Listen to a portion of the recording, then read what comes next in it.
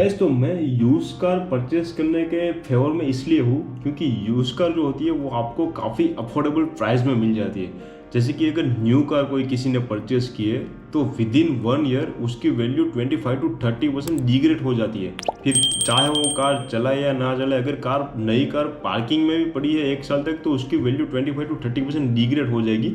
फिर सालाना उसकी वैल्यू 15% डिग्रेड होती ही जाएगी। तो अगर आप यूज कार खरीद रहे हैं तो आपके लिए तो वो बहुत अच्छा है क्योंकि आपको एक कम प्राइस में अच्छी कार मिल जाएगी। कैम छो मैं हूँ Himanshu, I am fit and fine. तो आज अपने बात करने वाला है कि अगर आपको यूज कार खरीदनी है, यानी कि आपको पुरानी कार खरीदनी है, सेकंड ओन कार खरीदनी है, तो कौन सी ऐसी चीज़ें हैं जो आपको ध्यान में रखनी चाहिए। तो ऐसी 5 चीज़ों के बारे में जो मैं आपको बात करूंगा जो मोस्ट इंपॉर्टेंट है, जो आपको ध्यान में रखनी चाहिए। Let's start the video. सबसे पहली चीज़ है कि आप अपना बजट डिसाइड कर दीजिए। जनरली आप एक बजट डिसाइड कर दीजिए कि इतनी रेंज में मुझे कार खरीदनी है और एसयूवी खरीदनी है, सीडान खरीदनी है या हैचबैक खरीदनी है, कौन सी कार खरीदनी है वो आप डिसाइड कर दीजिए। उसके बाद मेन इंपॉर्टेंट थिंग है कि आप कैश में कार खरीदेंगे या लोन में खरीदेंगे। जनरली ऐसा होता है कि अगर आप लोन में सेकंड हैंड कार परचेस करेंगे तो उसका जो इंटरेस्ट रेट होता है वो ज़्यादा हाई होता है। तो मैं आपको सजेस्ट करूँगा कि आप, अगर आपके पास अवेलेबिलिटी है कैश की, तो आप फुल्ली कैश में कार खरीदिए। इसकी वजह से आप नेगोशिएशन करने में भी आपको काफ़ी अच्छा रहेगा और आपको सही प्राइस मिलेगी। और अगर आप लोन में परचेस करते हैं तो मेक श्योर कि आपका जो टेन्योर है वो कम हो। माने कि आप 30 to 40% डाउन पेमेंट कर दीजिए, उतना कैश अपने पास अवेलेबल रखिए। उसके बाद आप कार परचेस करने का सोचिए, ताकि जो टेन्योर कम होगा तो उस पर इंटरेस्ट का पेमेंट है वो भी आपको कम लगेगा, तो आपके लिए एक बेटर डिसीजन हो। सेकंड चीज़ जो आपको ध्यान में रखनी है वो है कि आप कार कहाँ से खरीद सकते हो।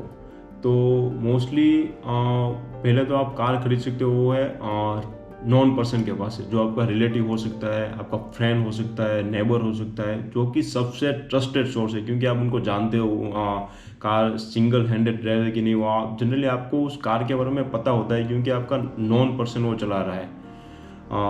फिर आप कार परचेस कर सकते हो शोरूम या डीलरशिप के पास से। जैसे कि आपने नई कार खरीदी, उसके एक्सचेंज में आप अपनी पुरानी कार दे रहे हो तो वो कार कोई बंदा वहाँ से खरीद सकता है।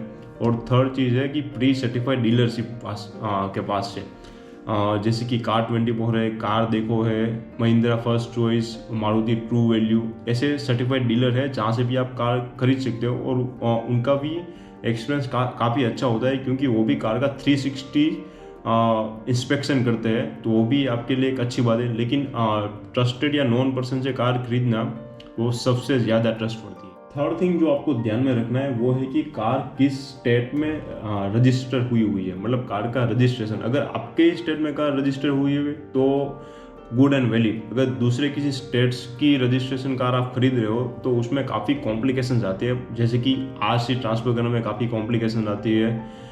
तो ऐसे काफ़ी चीज़ें होती है जो आपको ध्यान में रखनी होती है। और कार का कोई क्राइम रिकॉर्ड है कि नहीं वो भी आपको नहीं पता, तो इसके लिए एक साइट है NCRB, national crime record bureau. Online पे आप सर्च करेंगे तो आपको वेबसाइट दिखेगी, उस पर आप व्हीकल की NOC चेक कर सकते हो कि मतलब इस कार पे कोई क्राइम रिकॉर्ड है कि नहीं, वो आप देख सकते हो। तो वो भी आपको चेक कर लेना चाहिए। अभी फोर्थ और सबसे इम्पोर्टेंट चीज़ जो आपको ध्यान में रखनी है वो है कार इंस्पेक्शन। उसमें इंक्लूड होगा कार की servicing history, interior checking, exterior checking, tyre checking और एक्सीडेंटल हिस्ट्री।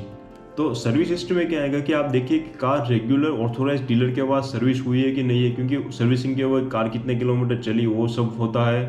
कार में कुछ पार्ट्स चेंज किए हैं कि नहीं किए हैं, ऑयल रेगुलर चेंज हुआ है, वो सारी डिटेल्स आपको उससे मिल जाएगी। सेकंड है टायर चेकिंग।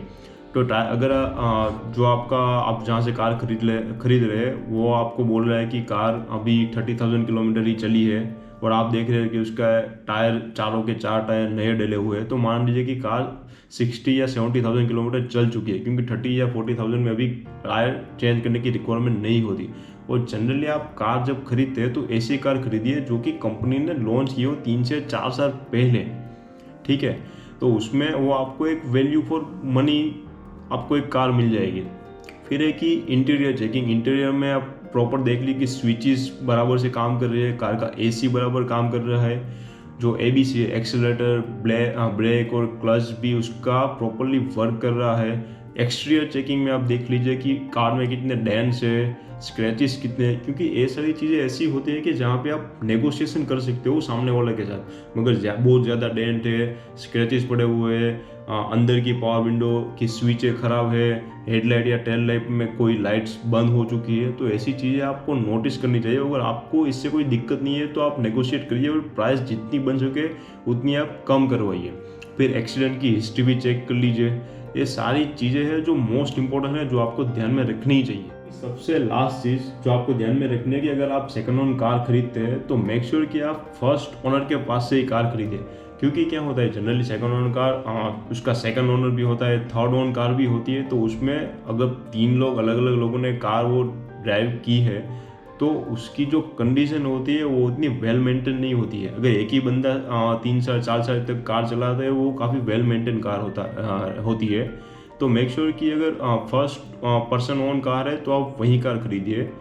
और जनरली मैं सजेस्ट आपको करूँगा कि कार जब आप खरीदना चाहिए तो डोंट बाई डिसकंटिन्यू कार। मतलब काफ़ी ऐसी कार होती है जो कंपनी ने अभी बंद कर दी है, ऐसी कार आप सेकंड हैंड में मत परचेज करिए। जैसे कि शेवरलेट की काफ़ी कार है, फिर हुंडई की भी इवोन है, ऐसी काफ़ी कंपनीज की कार है जो अभी मार्केट में बंद हो चुकी है। क्योंकि उसमें क्या होता है, उसमें एक तो आपको वारंटी भी कोई मिलती नहीं है, मतलब अगर उसकी वारंटी ख़त्म हो चुकी है तो उसका भी इशू आता है। फिर है कि उसकी पार्ट्स की अवेलेबिलिटी भी नहीं होती है। हुंडई और मारुति में तो जनरली मिल जाती है, लेकिन शेवरलेट में ऐसा इशू आता है। तो जनरली मैं रिकमेंड करता हूँ कि अगर आप यूज़ कार खरीदते हो तो ऐसी कोई ट्रस्टेड ब्रांड की कार खरीदिए और जिसकी रीसेल वैल्यू भी काफ़ी अच्छी हो। मान लीजिए कि अभी आप 2 साल आपने चलाई, उसके बाद आपको सेल करनी है सेकंड हैंड कार, तो उसका प्राइस भी आपको अच्छा मिले, ऐसी कार खरीदिए। तो ऐसी कुछ चीज़ें हैं जो आपको ध्यान में रखनी चाहिए। गाइस, अगर आपको मेरा कंटेंट अच्छा लगा और आपको ऐसे ही तरह के वीडियोस और भी फ्यूचर में देखने हो तो मेक श्योर कि आप मेरे चैनल को सब्सक्राइब कर दीजिए, ताकि फ्यूचर में भी आपको इसी तरह के वीडियो मिलते रहे। Okay, thank you so much.